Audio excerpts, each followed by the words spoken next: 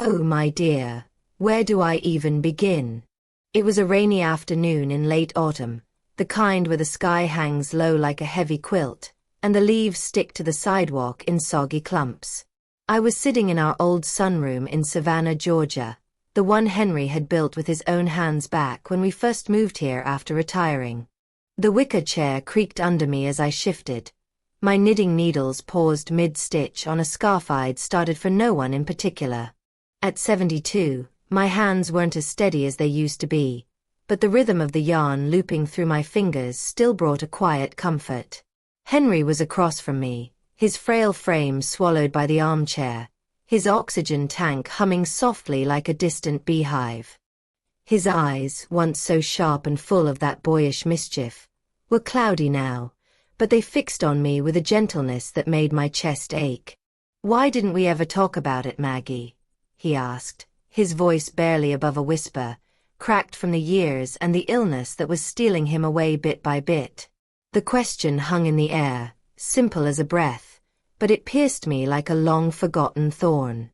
52 years we'd been married, and in all that time, I'd carried a secret so deep it had become part of my bones.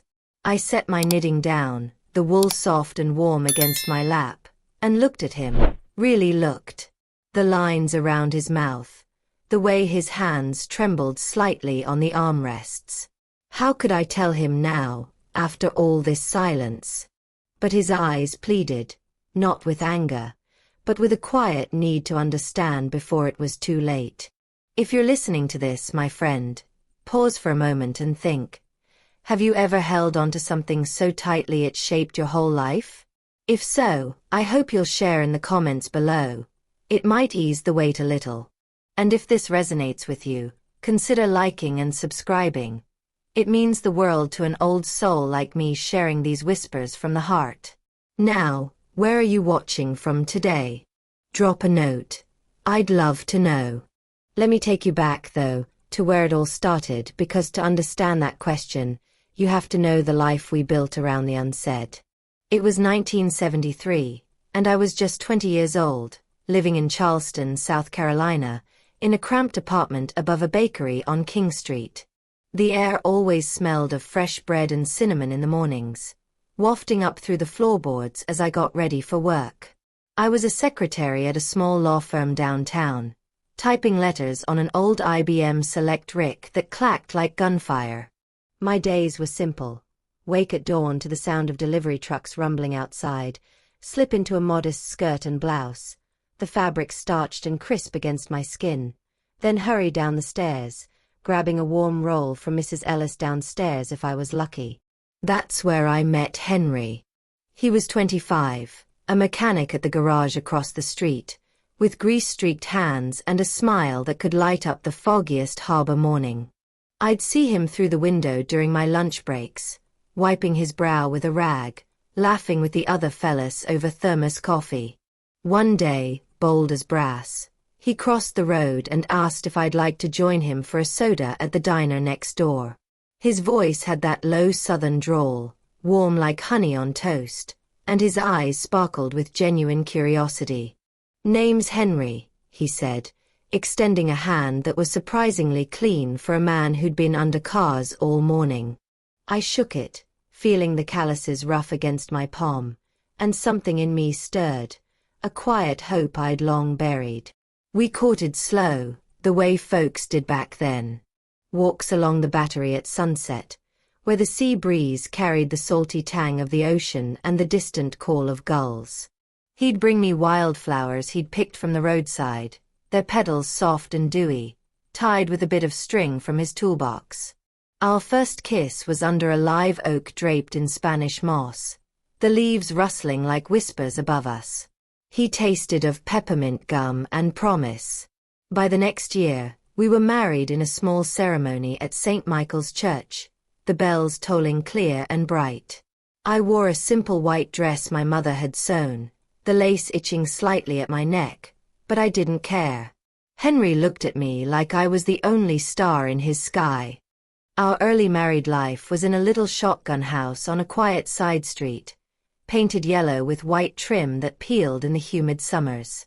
Henry worked long hours at the garage, coming home with oil under his nails and a weary grin. I'd have supper waiting, fried chicken with collards, the sizzle of the pan filling the kitchen with that comforting greasy aroma, or sometimes just biscuits and gravy if money was tight. We'd eat at the Formica table, his foot nudging mine under it, sharing stories from our days. He dreamed of owning his own shop one day, and I'd nod, my heart swelling with pride at his ambition. Evenings, we'd sit on the porch swing, the chains creaking softly as we rocked, listening to the crickets chirp and the neighbors' radios playing faint jazz tunes. His arm around my shoulders felt like home, solid and warm. We talked about everything back then, or so I thought. Kids, a bigger house, trips we'd take when we could afford it. But there was one shadow I kept hidden, tucked away like an old letter in a drawer. It was from before him, a painful choice I'd made at 18, when I was young and scared, involved with a boy who vanished like smoke when things got real. I had terminated the pregnancy, alone in a clinic that smelled of antiseptic and regret, the doctor's voice clinical and detached as he explained the procedure. The cramping afterward, the empty ache. It haunted me, but I buried it deep, telling myself it was for the best. When Henry and I tried for children and nothing happened, month after month, I let him believe it was just fate, bad luck. Doctors said it could be related to past complications, but I never elaborated. I thought telling him would shatter the trust we'd built, make him see me as damaged goods. So I carried it silently, through the years of quiet disappointment, the way our home stayed childless but filled with love anyway. Henry was patient, never pressuring, though I saw the longing in his eyes when we'd visit his sister's kids. We'd spoil them instead, birthdays with homemade cakes, the scent of vanilla and sugar wafting from the oven, laughter echoing in our too-quiet house. He took on extra jobs, saved every penny, and by the time I was 30, he opened his own garage. For us, he'd say, kissing my forehead, his lips chapped from the wind. Life settled into a rhythm, mornings with black coffee steaming in mismatched mugs, afternoons at my desk job until I switched to bookkeeping for his business, evenings with books or the radio, his head in my lap as I ran fingers through his thinning hair. But secrets have a way of whispering, don't they? It started small, that first inkling that something might unravel. It was around 1985, when we were in our 30s, and Henry's health was still robust. We just celebrated our 12th anniversary with a picnic by the Ashley River, the water lapping gently at the banks, dragonflies skimming the surface. Sandwiches wrapped in wax paper, lemonade tart on my tongue. He seemed distant that day, staring out at the horizon longer than usual. That evening, after the picnic, Henry was quieter than usual as we drove home in our old Ford pickup, the engine rumbling low and familiar beneath us. The windows were cracked, letting in the damp scent of the river and the faint bloom of night jasmine from someone's yard. He kept his eyes on the road, one hand on the wheel, the other resting on the gear shift instead of reaching for mine like he usually did. I noticed it then, that small absence. His thumb wasn't tracing lazy circles on my knuckles the way it had for years. I told myself it was nothing, just tiredness from the long week at the garage. But something in the set of his jaw, the way he exhaled slowly through his nose, lingered in my mind like a faint echo. The next few weeks, little things piled up, soft as dust but impossible to ignore once I started seeing them. He'd come home later some evenings, saying a customer's car needed extra work, his overalls carrying the sharp tang of motor oil and something else, maybe a hint of floral soap that wasn't mine. I'd kiss his cheek and feel the stubble rough against my lips, but he'd turn away quicker than before, mumbling about needing a shower. Our suppers grew quieter. I'd set the table with the blue-rimmed plates my mama had given us, steam rising from the pot roast and carrots, the gravy thick and savory. He'd eat steadily, praising the food like always. Best cook in Charleston, Maggie. but his eyes wouldn't quite meet mine across the candle I'd lit for no reason other than to chase away the ordinary. I began doubting myself almost immediately. At 32, I wasn't the wide-eyed girl he'd married anymore. My figure had softened after years of comfort, my hands marked with faint age spots from the sun. Maybe he was just weary of the sameness, the way our dreams of children had faded into polite silence. We'd stopped trying years ago, the bedroom rituals becoming tender but predictable, more about closeness than hope. I caught myself studying him when he thought I wasn't looking, how he'd linger over the newspaper longer, folding it with deliberate creases, or stand at the kitchen window staring out at the backyard magnolia tree as if searching for something in its leaves. One Saturday morning in early spring, the air thick with the promise of rain, I was hanging laundry on the line in the backyard. The sheets smelled of bleach and sunshine as I pinned them up, the fabric snapping gently in the breeze. Henry had said he was going to the garage to finish inventory, but I'd seen his truck wasn't there when I passed by on my errand to the market earlier. My heart gave a strange flutter. Nothing dramatic, just a skipped beat. I told myself he must have parked around back, or maybe taken a different route. But when I went inside to make sweet tea, the pitcher cold against my palms as I stirred in the sugar, I noticed his work boots by the door were clean. Too clean for a man who'd supposedly been sorting parts all morning. That evening, he came home with a small bouquet of daisies from the corner florist. Simple white petals with yellow centers, wrapped in green paper that crinkled when he handed them to me. Thought these might brighten the kitchen, he said, his smile a touch too wide, eyes crinkling at the corners like they did when he was nervous as a boy. I thanked him, arranging them in a mason jar on the windowsill, the stems cool and damp against my fingers. But as I turned back to the stove, stirring the okra simmering in bacon fat, that clean boot memory nagged at me. Why buy flowers on a random day? Henry was thoughtful, sure, but gestures like that usually came with anniversaries or after we'd had a rare spat. I didn't ask though. Not yet. Pride, maybe, or fear of what an answer might bring.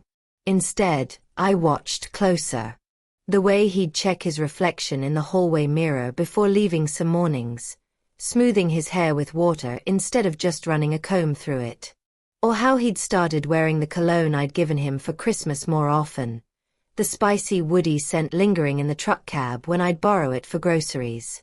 Little shifts, nothing blatant, but they built a quiet unease in my chest, like a stone settling deeper each day. Then came the phone call. It was a Thursday afternoon, rain pattering steady on the tin roof of the porch where I sat shelling peas, the pods popping softly between my fingers, green scent rising sharp and fresh. The phone rang inside, our old rotary on the wall, its bell shrill and insistent. I wiped my hands on my apron and answered, expecting maybe his sister Evelyn checking in. But there was a pause, then a woman's voice, soft and hesitant. "Is Henry there?" she asked. Not rude, just uncertain, like she wasn't sure she had the right number. My breath caught for a moment. "No, he's at the garage," I said, keeping my tone even, though my free hand gripped the receiver tighter. "Can I take a message?" Another pause. Longer this time. "Oh. No, that's all right. I'll try later. Thank you." Click. The line went dead, leaving only the dial tone humming in my ear. I stood there in the kitchen, peas forgotten on the table, staring at the wallpaper pattern of tiny roses we'd hung together years ago. Who was she? A customer? A friend? The voice hadn't sounded young, mid-30s, maybe, with a faint low-country accent like mine. My mind raced through possibilities, each one more painful than the last. But I pushed them down, hard. Henry wasn't the cheating kind.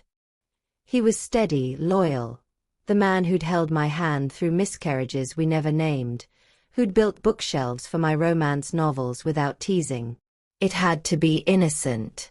Still, that night when he came home, rain dripping from his jacket as he hung it on the hook. I watched him closer. He kissed my forehead, smelling of wet pavement and that cologne again. "Rough day?" I asked, serving him cornbread and beans, the steam warm between us. He nodded, rubbing the back of his neck. "Yeah, parts delayed. Had to wait around." His eyes flicked to mine, then away, just a fraction too quick. I smiled, nodded, but inside, the doubt had taken root. Not anger yet, just a tender bruise forming, the kind you press gently to see how deep it goes. The days blurred after that phone call, each one layering doubt like fine silt at the bottom of a riverbed. I went about my routines, balancing the books for Henry's garage in our spare room, the ledger pages crisp under my pencil, the faint scent of ink mixing with the coffee I sipped from a chipped mug. But my mind wandered, replaying that woman's voice, soft and unassuming, like a neighbor asking for sugar. I started paying attention to the mail, flipping through envelopes on the kitchen counter while he was in the shower, steam billowing from under the bathroom door carrying the soapy smell of his shampoo. Nothing unusual, just bills, a catalog from Sears, the electric statement with its neat columns of numbers.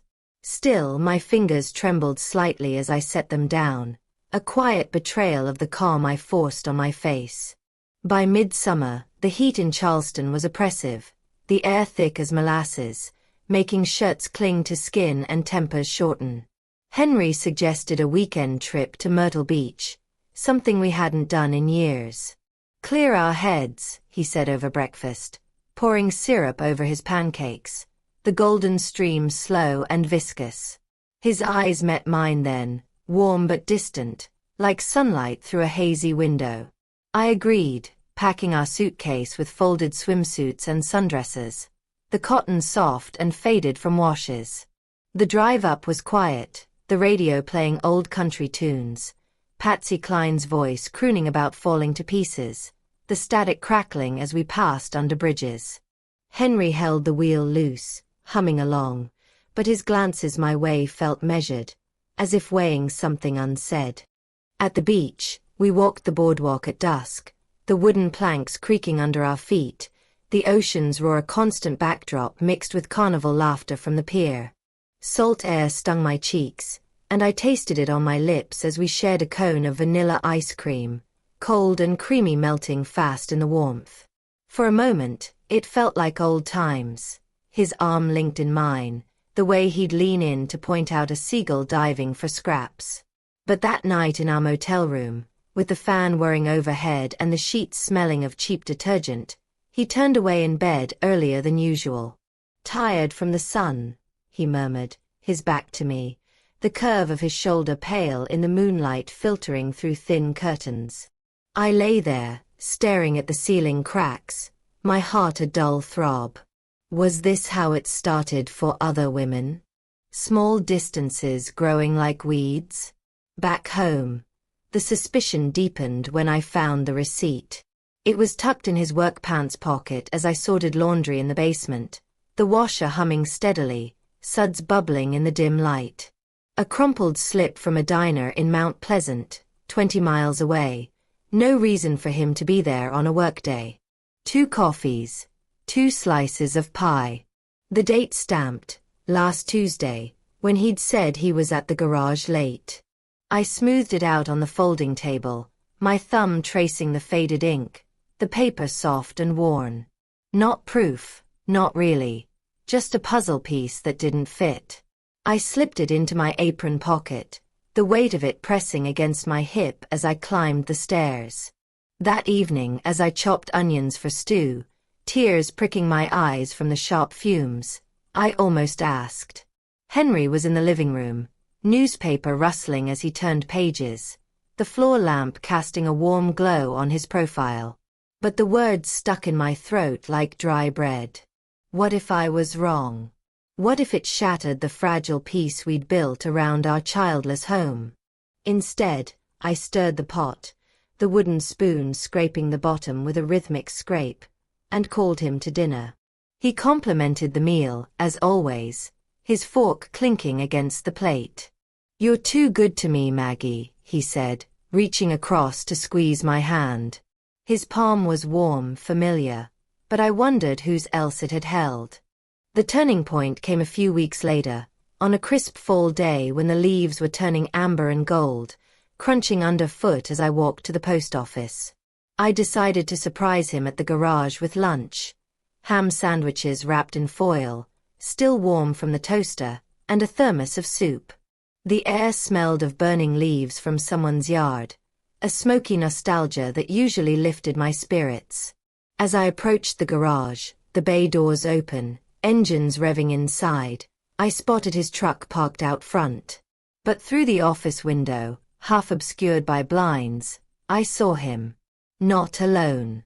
A woman, brunette, slender, in a floral dress that swayed as she laughed, stood close, too close. Henry's hand on her arm, a gentle touch, his head bent toward her as if sharing a secret. I froze on the sidewalk, the lunch bag heavy in my grip, my pulse loud in my ears like the ocean in a shell. She turned slightly, and I recognized her voice in my mind, the one from the phone. Not young, not a temptress from some novel, but ordinary, like me. Mid-30s, pretty in a quiet way, with lines around her eyes that spoke of life lived. They didn't kiss, didn't embrace, just that intimate lean, the kind that spoke volumes. I backed away before they saw me, my shoes scuffing the pavement, heart hammering as I hurried home. Back in our kitchen, I unpacked the lunch with shaking hands, the foil crinkling loudly in the silence. The betrayal settled in slow, not a storm but a steady rain soaking through. Disbelief first. Maybe she was a customer, a friend in need. But the pieces fit too neatly. The late nights, the cologne, the receipt. Shock followed, a cold wave washing over me as I sat at the table, staring at the uneaten sandwiches. How long? Why? We'd built a life, imperfect, yes, with the empty nursery we'd turned into a guest room, the holidays where we'd smile through the ache of no little ones. But it was ours. Heartbreak came that night, when he came home humming, hanging his keys on the hook with a jingle. I confronted him then, voice steady despite the tremble inside. "Who is she, Henry?" I asked, standing in the hallway, arms crossed over my chest like a shield. He stopped, face paling under the hall light, eyes widening. "Maggie, what do you mean?"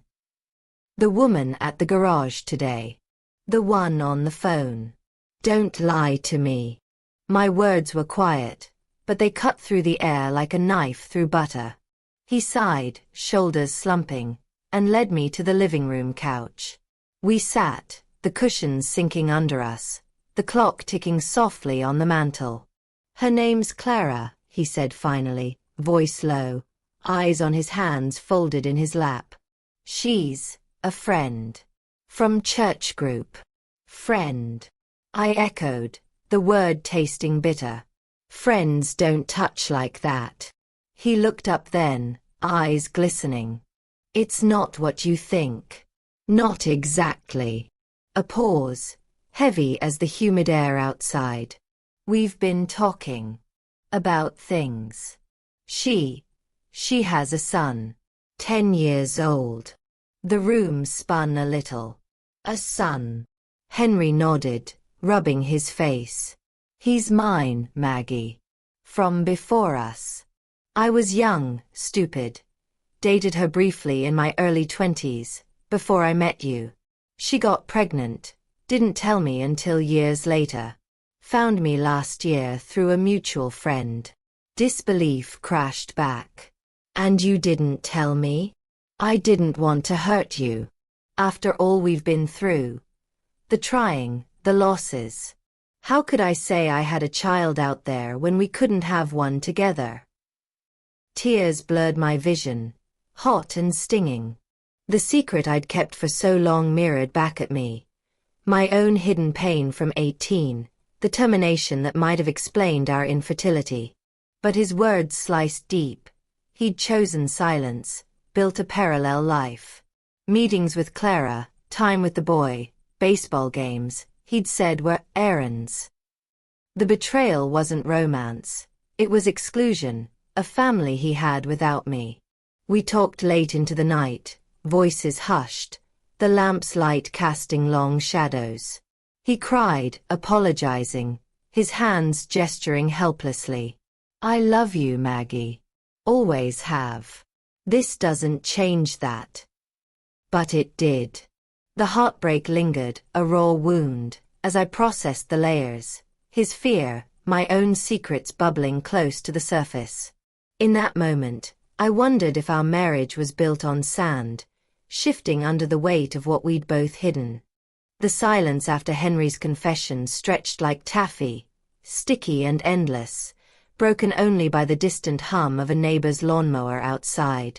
I pulled my hand from his, the warmth fading quickly, and stood, pacing to the window where the curtains stirred faintly in the evening breeze. The streetlights were flickering on, casting orange pools on the pavement, and I watched a couple walk by hand in hand, their laughter faint through the glass. How simple it looked from afar. Inside, my mind reeled, disbelief warring with the sharp sting of exclusion. A son. 10 years old, with Henry's eyes maybe, or his lopsided grin. And Clara, this woman who'd carried his child while I'd carried nothing but grief. I need time, I said finally, my voice steadier than I felt, turning back to him. He nodded, face etched with regret, but didn't push. That night, I slept in the guest room, the one we'd painted pale blue years ago, hoping for a nursery. The sheets were cool and starched, smelling faintly of lavender from the sachet in the drawer. Sleep came in fits, dreams fragmented, a baby's cry echoing in an empty house, Henry's hand slipping from mine. The next morning, over coffee, black for him, milk in mine, steam curling like question marks, I laid out my terms. I want to meet them, I said, stirring my spoon with a soft clink against the mug. Clara and the boy. No more secrets. Henry's eyes widened, fork pausing mid-air over his eggs. Maggie, are you sure? It might hurt more. It already hurts, I replied, meeting his gaze. Hiding it hurts worse. Inside, fear churned. What if seeing the boy cracked me open? But action felt better than paralysis. I couldn't just sit with the betrayal. I had to face it, shape it into something I could hold. He agreed, and a week later, we met at a neutral spot, a park on the outskirts of town, where live oaks shaded picnic tables and the air smelled of pine and distant barbecue smoke. Clara arrived first, her station wagon pulling up with a gravel crunch, the boy, Tommy, hopping out with a baseball glove tucked under his arm. She was prettier up close, with kind eyes and hair pulled back in a simple ponytail, wearing a sundress that fluttered in the wind. No villain, just a woman like me, carrying her own weights. We shook hands, hers cool and firm, and sat at a weathered table, the wood rough under my palms. Tommy kicked at the dirt nearby, shy but curious, glancing at Henry with a mix of awe and familiarity. Dad says you make the best apple pie, he said to me, voice high and tentative, dimples flashing. I smiled, throat tight. Maybe I'll bake one for you sometime. The word surprised me, born from some deep well of resilience I didn't know I had. Clara spoke quietly, explaining the brief fling before Henry met me, her decision to raise Tommy alone until her husband passed 2 years back. I didn't want to disrupt your life, she said, folding her hands on the table, nails unpainted. But Tommy deserved to know his father. Henry nodded, glancing between us, his knee bouncing under the table, a nervous habit from our early days. I listened, absorbing the details like sponge to water. Weekend visits I'd thought were fishing trips, the client meetings that explained the diner receipt. Not an affair, but a hidden family. The pain twisted anew, but seeing Tommy's innocent face softened the edges. He wasn't to blame. After driving home in silence, Henry's truck cab filled with the scent of park earth on our shoes, I processed. Why not tell me from the start? I asked, watching the trees blur by. Fear, he admitted, voice rough. After our struggles. I thought you'd leave. Or hate me. I didn't respond right away, letting the words settle. That night, alone in the kitchen while he watched TV, the murmur of a game show filtering in, I journaled for the first time in years, the pen scratching paper, ink smudging under my thumb, pouring out the hurt, the love still there beneath it. It helped, that private release. Over the next months, I investigated further, not spying, but asking questions. Met Clara for coffee once, at a cafe downtown where the espresso machine hissed and the air smelled of fresh grounds. We talked as women, sharing stories of motherhood, hers full, mine empty. I envy you, she said softly, stirring her latte. The life you built with him. And I you, I replied, surprising myself again. It wasn't easy. Jealousy flared some days, like when Henry brought home a drawing Tommy made, crayon lines wobbly but proud. But I set boundaries. No more lies. Family dinners included me if I wanted. Slowly, I inserted myself, baked that pie for Tommy, felt his small hand in mine during a walk, his laughter light as bells. Through it, my own secret gnawed. The termination at 18, the possible link to our infertility. Should I tell Henry now? The irony burned, his confession mirroring mine. But I held back, testing the waters of our mended trust. We argued some nights, voices raised but never shouting, the air thick with unresolved pain. You shut me out, I'd say, tears hot on my cheeks. And you let me, he'd counter but gently, pulling me close until our breathing synced. Action became my anchor, therapy sessions downtown, the counselor's office smelling of chamomile tea, where I unpacked layers alone first, then with Henry. Walks together at dawn, the streets quiet, dew on the grass dampening our shoes. Small steps, rebuilding brick by brick. What about you, dear listener? Have you ever faced a betrayal that forced you to rebuild? Share in the comments if it helps. It might connect us all a little more. By winter, things shifted. Tommy visited our home, his footsteps pattering on the hardwood, filling the silence we'd grown used to. It wasn't perfect, awkward moments, like when he'd ask why we had no kids' toys, but it was real. And in that reality, I found a quiet strength, choosing honesty over the comfort of old walls. As the months turned into years, the truth about Tommy couldn't stay contained forever. Not in a town like Charleston, where whispers traveled faster than the tide. It started small, the way these things do. Henry's sister Evelyn was the first to catch wind, over a family dinner at her house one Sunday afternoon. The air was thick with the aroma of her famous shrimp and grits, cheese bubbling golden in the casserole dish, steam rising as she spooned portions onto plates. Tommy was there, invited at my insistence, his small frame perched on a booster seat, kicking his legs idly while he poked at his food. Evelyn's eyes kept darting between him and Henry, her fork pausing mid-bite. "Who's this little one again?" she asked, voice casual but edged with curiosity, wiping her mouth with a napkin embroidered with her initials. Henry glanced at me, his Adam's apple bobbing as he swallowed. "We'd discussed this. Better to rip the bandage off clean." "He's my son, Ev," he said quietly, setting his glass down with a soft clink. "From before Maggie and me." The room went still, the only sound the distant tick of her grandfather clock in the hall. Evelyn's husband, Bob, cleared his throat, busying himself with buttering a roll, the knife scraping crusty bread. Their kids, 2 teenagers, stared wide-eyed, spoons forgotten halfway to their mouths. Evelyn's face flushed, not with anger exactly, but surprise, her brows knitting together like storm clouds. Your son? Henry, what on earth? We explained then, haltingly, the words tumbling out over the cooling meal. Clara's name, the brief relationship in his youth, her choice to raise Tommy alone until recently. I added details where I could, my voice steady, hands folded in my lap to hide the slight tremble.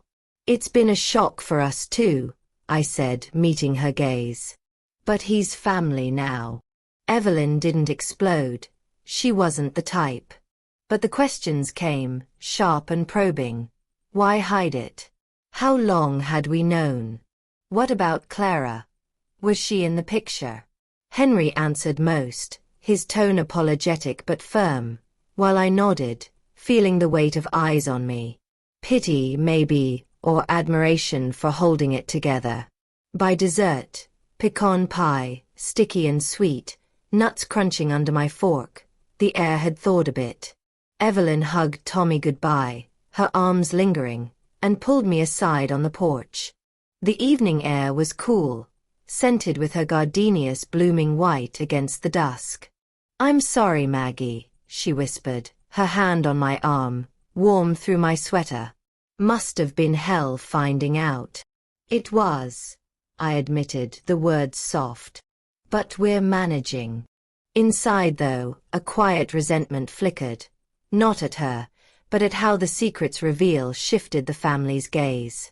Suddenly, I was the steadfast wife, Henry the flawed one with a hidden past. It wasn't justice I sought, just equilibrium. Word spread from there, as it does in close-knit circles. At church the next week, during coffee hour in the fellowship hall, linoleum floors sticky from spilled sugar, the percolator gurgling, Mrs. Hargrove from the choir sidled up, her perfume cloying as she leaned in. Heard about Henry's boy, she said, eyes gleaming with that mix of concern and gossip. Bless your heart for taking it so well. I smiled politely, stirring creamer into my styrofoam cup, the swirl hypnotic. Family's family, I replied, keeping it short. But the whispers followed. At the grocery store, where cashiers I'd known for years offered sympathetic nods over my bags of flour and canned tomatoes. At the garage, where customers joked with Henry a bit too heartily, slapping his back as if to say, we all have skeletons. The community didn't shun us. Charleston was too polite for that, but there was a subtle shift. Invites to barbecues came with extra warmth toward me, like compensation. Henry's business dipped briefly. A couple of regulars took their cars elsewhere, murmuring about family values. He bore it with quiet dignity, working longer hours, the clang of tools echoing later into the evening as I waited at home, supper warming under foil. It'll pass, he'd say, collapsing into his chair, grease-streaked and weary, his hand finding mine across the table. Socially, it rippled wider. Clara faced her share, single mother now integrating with us. She got sidelong looks at PTA meetings, I'd hear. But she held her head high, and when we crossed paths at Tommy's school events, the gymnasium smelling of polished wood and popcorn, I'd nod, a silent alliance forming. No cruelty, just the slow grind of judgment that small towns dole out. Tommy, bless him, seemed oblivious at first, thriving on the attention, uncles and aunts doting, cousins to play with during holidays. But one day, at a family reunion picnic under the oaks at a local park, blankets spread on grass damp from morning dew, coolers packed with fried chicken and coleslaw, he asked innocently, why do people stare at Dad funny? His small face scrunched, juice box straw bent in his fist. I knelt, eye level, the earth soft under my knees. Grown-ups sometimes take time to understand new things, I said gently, brushing a curl from his forehead. It was the truth, wrapped soft. Morally, it weighed on Henry most. He volunteered more at church, fixing the pastor's old Buick for free, his way of atoning. We'd talk late nights, porch swing creaking, stars pricking the sky like pins. "I should have been up front from the start," he'd murmur, his breath warm on my shoulder. "And I should have trusted you'd handle it," I'd reply, though my own secret lingered unspoken, a shadow in those conversations. The consequences taught us both, honesty's cost, but also its quiet justice. No dramatic falls, just a dignified reshaping. Family expanded, bonds tested but mended. By the time Tommy was a teen, it was old news, woven into our story like a mended seam. Through the years that followed, our life reshaped itself around the new truths, like a river carving a gentler path after a flood. Tommy grew tall and lanky, his voice deepening by the time he hit high school, and we became the grandparents he never had. Clara and I sharing holidays with a tentative ease, her kitchen smelling of cinnamon rolls during Christmas visits, the dough soft and yeasty as we rolled it out together. Henry retired from the garage in his 50s, selling it to a young mechanic with eager eyes, and we moved to Savannah for a quieter pace, the cobblestone streets and moss-draped squares a balm to our wearied souls. Our home there was a bungalow with a wraparound porch, painted soft blue like the nursery we'd once dreamed of, where we'd sip iced tea in the afternoons, the glasses sweating beads of condensation that pooled on the wooden rails. Forgiveness came slow, not in a grand gesture but in the daily choices. Henry's hand steady on my back during walks along the riverfront, the water murmuring secrets to the banks. My decision to embrace Tommy fully, teaching him to fish in the marshes, the line whirring as it cast out, the salty breeze tangling my hair. We built boundaries too. Clara remained a co-parent, not a friend exactly, but respected. No more hidden meetings, everything in the open, like the sunlight filtering through our lace curtains each morning. But my own secret lingered, a quiet companion through it all. The termination at 18, that cold clinic room with its fluorescent hum and the ache that followed, possibly the root of our empty cradle. I'd carried it through the decades, believing silence protected us, protected him from seeing me as broken, from regretting our vows. As time passed, it became easier to let lie, woven into the fabric of our childless but content life. We traveled some road trips to the mountains, the air crisp with pine and wood smoke from campfires. Quiet evenings with books, his reading glasses perched on his nose as he turned pages with a soft rustle. When Henry's health declined in his 70s, the cough that wouldn't quit, leading to tests and that dreaded word, emphysema, the weight of it pressed harder. I'd watch him nap in his recliner, chest rising shallow, the oxygen tube a constant whisper, and wonder if now was the time. But fear held me back. What if it shattered the peace we'd fought for? It was that rainy afternoon in the sunroom, as I mentioned at the start, when he asked, "Why didn't we ever talk about it, Maggie?"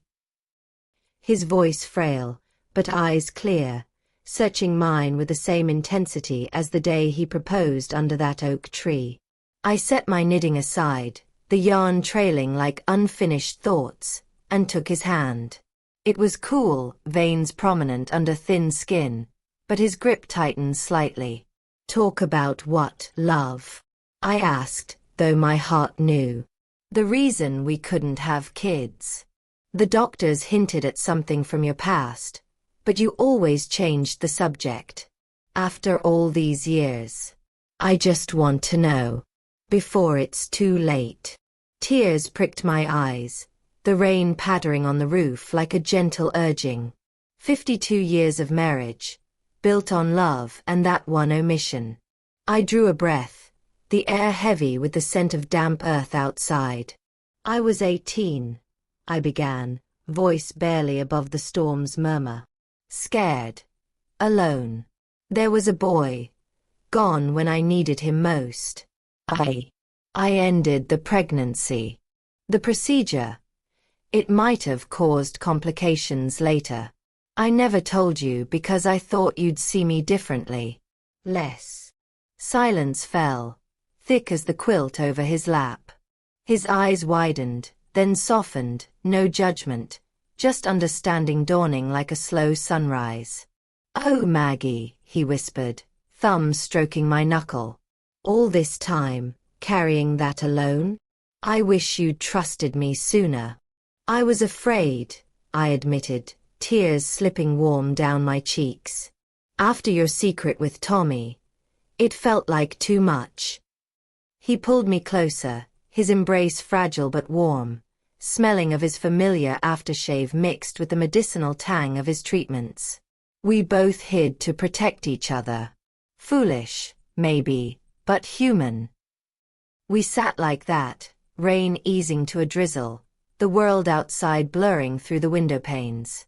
In the days that followed, before he passed peacefully in his sleep a month later, we talked more, raw, open conversations over weak tea, steam rising fragile as memories. No anger, just closure. Forgiveness for the silences, gratitude for the love that endured. I found peace in the sharing, the burden lighter, like setting down a heavy basket after a long walk. Our bond, tested by secrets, emerged stronger, a quiet testament to resilience. Life after him was a gentle rebuilding. Mornings with coffee on the porch, the cup warm in my hands as birdsong filled the air. Visits from Tommy, now grown with kids of his own, their laughter echoing in the rooms. I volunteered at a women's shelter, sharing bits of my story in hushed circles, the scent of fresh-baked cookies drawing us together. Growth came in accepting the past, not as regret, but as the soil from which our love grew. Moral closure settled soft. Honesty heals, even late, bringing understanding where silence once bred shadows. Now, sitting here in this same sunroom years later, the chair still creaking under me like an old friend, I reflect on those 52 years with a heart that's lighter for the truths we finally shared. The rain has long since passed, but memories fall gentle now, like autumn leaves drifting to the ground. Henry and I found our peace in those last weeks, whispers over dawn coffee, his hand in mine, frail but sure. The secret I'd buried so deep didn't break us. It bridged the last gap, letting understanding flow where silence had dammed it up. Tommy's family visits now, his grandchildren's laughter filling the rooms with a joy I once thought lost forever. Life goes on, quieter without Henry, but richer for the lessons. Love isn't flawless, but honesty mends the cracks. If this tale touched you, consider subscribing. It's how these stories keep whispering to hearts like yours. And tell me below. Name one secret you've let go of that brought you peace. What would you tell your younger self, if you had the chance?